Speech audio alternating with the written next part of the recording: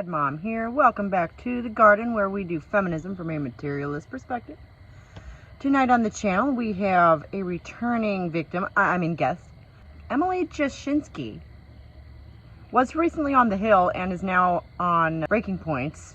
I'm not sure The Hill is really a great place to work. It seems like everybody with any competence there leaves. That's not the subject of tonight's video. The subject of tonight's video is the sexual revolution. Was it good for women? Emily is a young journalist. She puts a lot of thought into her segments. I'm not sure she always puts a lot of research into them, unfortunately. But we're going to do our best to set her straight. First, like the video if you enjoy my content. Subscribe to the channel so you never ever miss any of my antics or any of the crazy shit that I find. You know, share it around because we're trying to drag feminism kicking and screaming back into the real world. Thank you so much for your support. Now let's go see if we can't sort Emily out. One of my college jobs was working for the dissident feminist author Christina Hoff Sommers as she wrote a re-release of her eerily prescient 2000 book, The War Against Boys. Men, Christina warned, were falling behind and the results would not be good for women or for society overall. As the women's movement pushed for some obviously necessary correctives to American culture, especially in education, the system came to be designed in ways that benefited girls, but at the expense of men. After not letting us vote or open credit cards on our own, women didn't find the plight of boys a terribly sympathetic cause at the time. To this day, for many, and I have 2 sons and a husband, so the state of men's lives is definitely of concern to me personally very much. Politically less so. I feel that they are more than capable of looking after their own needs, aren't they?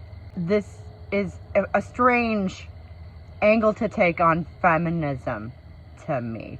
I kind of sympathize with the wandering off into the boys' corner because it can be intriguing and strange and wonderful, but like, that's not feminism. That's not what we're supposed to be doing. We need to refocus on you know, women. It is okay to center ourselves in our own movement. Really, it's gonna be okay. Plus, many of the problems were happening in real time to kids at very young ages, making it super difficult to assess the consequences beyond projections. But now the results of this experiment are in, and they aren't good. Richard Reeves of the Brookings Institution released his new book assessing those results this week in Of Boys and Men. Crystal and Sagar interviewed him here on Breaking Points, and I did about an hour with Richard last week over on my podcast at The Federalist. David Brooks wrote about the book at the New York Times, conceding, "I learned a lot I didn't know." Brooks boiled down this new information to 2 points. One, that boys are much more hindered by challenging environments than girls. What exactly does that mean? All this time I've been told that men were the more competent of the 2 sexes. What sort of difficult environments? Like, are you saying that men are less adaptable? In which case, that's sort of a chicken and the egg situation, isn't it? And it's the first of many that we're going to encounter tonight. So, buckle up. And 2, that policies and programs designed to promote social mobility often work for women, but not men. Those are Brooks's words. The social programs for the poor work better for women. I don't feel like she adequately explains why that might be, and can't say if I've noticed this pattern. I have not noticed this as a pattern in my own experience, but then usually it's, you know, families applying for things. Being a single dad's not quite the same as being a single mom usually, and we'll just leave it at that. Now, those 2, of course, go hand in hand. Boys struggle more with, for instance, poverty and single parenthood than benefit less from the programs designed to help people overcome challenging circumstances. I'm like, I wish she explained this. How exactly do boys suffer more from poverty? Why would that be? I have read other places in the past that young girls suffer more from poverty because they suffer more from malnutrition. Because young girls are doing menstruation and all that great shit. Female puberty is just a little more intense as far as being physically draining. I'm going to go out on a limb and put that opinion on the record. And again, I'm not sure why boys specifically, men maybe, would get less help from the social programs because of some sort of, you know, bias against men being weak or something, I don't know.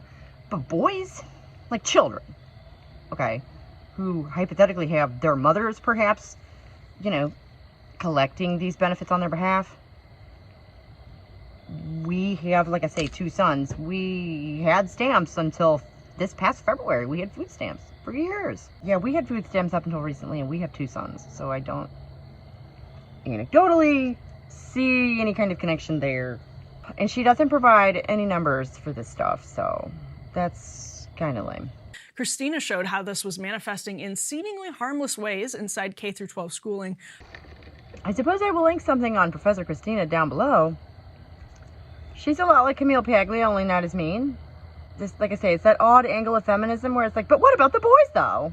From curtailing recess and rough and tumble play to using emotion-based teaching methodology in math and science that helps girls but makes school a little bit harder for boys. Boys end up hating school, underachieving, and turning to drugs or crime or other bad habits in higher numbers. They leave high school in a hole that's then hard to dig out of, and then leave college with debt and go right into a hookup culture that disincentivizes monogamy, into a world where fulfilling work is as hard to come by as purpose and meaning. I remember my mother talking about this 20 years ago, about this coming crisis of masculinity, this suffering of the little boys, which was a little odd coming from her because she had 2 daughters. I never quite understood where she was getting this from. I guess I know now. It would seem to me that if this sort of thing is true, that would be an argument in favor of separating the sexes in school, wouldn't it? That's not a very popular idea, but everything I've seen seems to indicate that it works better for the students. But, you know, who the hell gives a shit about them, I guess? This whole thing sort of seems to boil down to, you better think about the boys or else. What a lot of people don't talk about in this context is sex and dating, but of course these variables are very salient. In what world do people not talk about sex and dating in the context of disaffected young men? It's called the manosphere. There have been a lot of videos out dissecting it lately, for whatever reason. You can go watch some of them. I have. Some of them are really interesting. Emily, are you listening to yourself when you talk, honey? A recent survey that made the rounds this week after being covered in Psychology Today found 53% of single men said fear of being creepy reduces their likelihood of interacting with women. Good.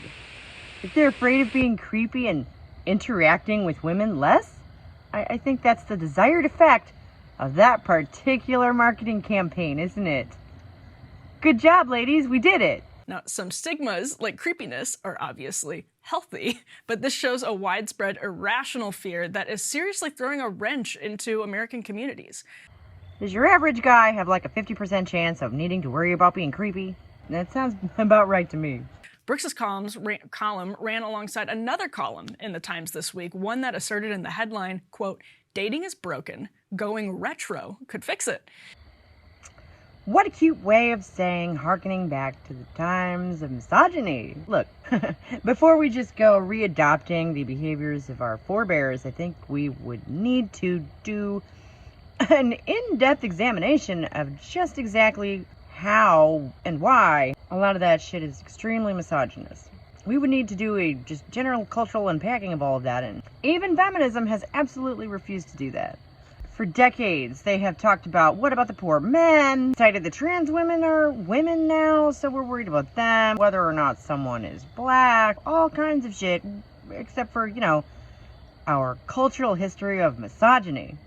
I should think that that would be pretty early in the feminist playbook, but I didn't write it, and I can't seem to find it, so... This is just one in a long, long line of recent versions of the same argument from progressive women that retro norms may have been healthier for women. Progressive women are late to the conservative party. You don't say!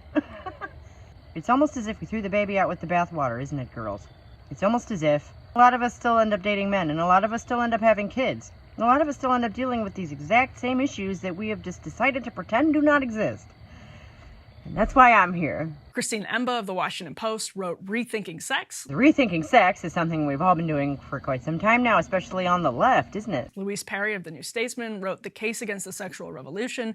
BuzzFeed last year published a fascinating article about why Gen Z is, quote, rethinking sex positivity. It's good, I think, that it's becoming acceptable to question the narrative of the sexual revolution as being just a blanket good for everyone all the time. Nothing is good for everyone all the time. That's silly. That's ridiculous. That's impossible. Again, I'm eager to unpack these things. Personally, I found hookup culture to be frustrating and gross. Your mileage may vary. I've had to accept that for a long time. It comes from being weird.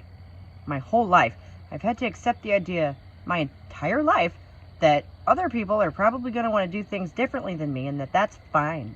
That doesn't mean I can't do what makes sense to me. In my universe, this is pretty basic. I've ended up living a pretty conservative looking life, but that doesn't mean that I think everyone needs to.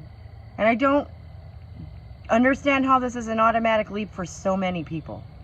The Times column published this week cited a 2010 study from the Journal of Family Psychology that found, quote, couples who waited until marriage reported not just less consideration of divorce, but also higher relationship satisfaction, better communication, and superior sex when compared with couples who began having sex within a month of their first date or before they started dating. That's comparing two extremes of a pretty broad spectrum, isn't it? Those who wait to drive the car until after they've already bought it, and those who really don't discriminate much. I think this is a mixing up correlation and causation, because perhaps those who are less distinguishing are less distinguishing. Not only do they tend to rush into things, but they also are less discerning with their partners, so they don't necessarily pick someone who is compatible with them. Relatable. And I've heard this point made before, that those who do wait until marriage probably don't have a lot of experience to compare it to. It's extremely important to them that it goes well, so obviously there's going to be a lot of positive reporting. You know, I sure am glad I didn't marry my high school boyfriend. The story quoted one of the authors of that study suggesting, quote, rapid sexual initiation often creates poor partner selection because intense feelings of pleasure and attachment can be confused for true intimacy and lasting love. It's easy to become entangled with someone and in their life pretty quickly, and it can be much more difficult to disentangle yourself. So that's true. I'm going to say she's right on that one. With a few caveats, economist Marina Adshade said back in 2019, when you crunch the numbers, quote, married people appear to be healthier and live longer than those who are single, separated, divorced, or widowed. They have better mental health, fewer health conditions, and recover faster from illness. Yes, it's almost as if pair bonding is a natural instinct to our species, and when it goes well, we're happier. I'm not seeing the groundbreaking shit here. In the past, said Adshade, studies found that marriage provided more health benefits to men than women, but that effect is disappearing, and more recent studies find pretty similar outcomes for men and women. The outcomes are equalizing in the positive, as in women are becoming happier in marriage, not men are becoming more miserable. The pair bonds are becoming more successful. Also, from what I understand, people are just waiting until later in life to get married. That seems like a really good outlook to me. Women are actually starting to benefit from the arrangement. That's like a fucking miracle. All right, so all of that said, if men are too afraid of being creepy to set that process in motion, women are in big trouble too. Why exactly is it his responsibility to set the process in motion? I thought women were the gatekeepers of sex. Ideologues just aren't critical thinkers, I guess, because they cannot seem to make up their minds. And why can't you just meet someone organically? Shared interests, shared friends, some other organic way. It's like you have to just put yourself out there on a daily basis in your life and be present for the people around you. That's how you meet people. They're all around you. You don't have to come up with some special strategy for talking to a certain segment of them. That's how you fail before you begin. The left is wrong about the way some traditional norms, ones built on healthy expressions of human nature, brought about more fulfilling lives. The right is definitely also wrong about how and why these historical norms might have brought about more stability. Because their explanation for it was that women were inherently inferior and therefore belonged under man's thumb. They see it as a hierarchical thing. Everyone is wrong about this because we refuse to talk about it. Because again, this would be a great topic for feminism to tackle, instead of worrying about the men's or race relations or whatever. Which part, if any, of the historical social contract between men and women was an outgrowth of something organic? Where do the stereotypes end and we begin? I think that's very much a central question to feminism if it's going to have any sort of coherent philosophy. Everyone is wrong on this topic because no one addresses it directly, much less in any depth. The right, though, is wrong about how gravely the economic hollowing out of the American economy exacerbated the destabilization of sex, marriage, and community. Again, I think both teams are wrong on this count. I hate to say this. I have voted Democrat in every election in my entire life. But I swear it really seems like sometimes they don't give a shit about how material economic situations affect the family. They'll talk about the kids. They'll talk about the moms. Hell, they'll talk about the dad. But they don't, like, the unit. At the level of the unit. Which is weird. Because leftism is supposed to be egalitarian. Good old Jordan Peterson was crying, saying something about how the left are just obsessed with your identity as a member of a group, and as an individual you don't matter. It's not, in my observation, at all. They seem to be the ones who are pretty obsessed with creating discrete individuals with their own personally tailored subcategory. How many genders are there again? Opposed to conservatism, which suppresses the individual and is more concerned, ironically, with the larger social unit. Material reality would be the conservative starting point. I guess I have to say that, because it's where we all start. Just this week, the Times also ran an insane article on the death of the starter home, which developers pin on red tape that removed financial incentives for them to be built, for those homes to be built, and left home ownership much further out of reach for millennials. What, a starter, like a sourdough starter? What is that? Men's wages have remained stagnant while women's have grown in recent decades. TVs and phones have gotten cheaper while homes and health care have gotten more expensive. Slant in this country towards luxury consumer goods and ignoring your personal health. Yes, we're all aware of that. And then they took, personal health and turned it into a luxury consumer good. America. Student loan debt is skyrocketing. Men are suffering disproportionate deaths of despair at higher rates.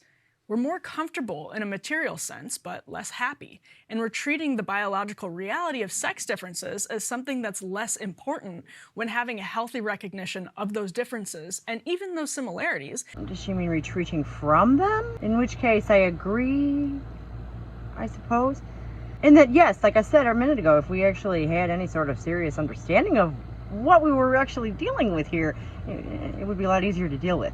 Agreed. Is actually what would serve everyone better, instead of policies and norms that try to plug a square peg into a round hole and a round peg into a square hole. Conversation about sex relations, and now you're talking about shoving pegs into holes. Freud would have fun with you, Emily. Feminist author Christina Hoff Sommers, I suppose, explains Emily's attitude, where she seems to feel that she knows more than she does. She mentions at the beginning how Professor Sommers is going back to re-edit an old book, to update it from 20 years ago when she wrote it, but it doesn't occur to Emily to go maybe back and look at some other things from that period to get some context for some of this stuff. We all have to learn. I'm still learning. That's not the problem here. The problem is that she doesn't think that she needs to. There's a couple of different places where she and I believe her source materials mistake correlation and causation. Oh, that's right. It's supposed to fucking rain. So, we better wrap it up here.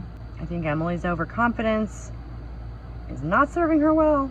No, I like her in that she takes on what I think are some very interesting talks.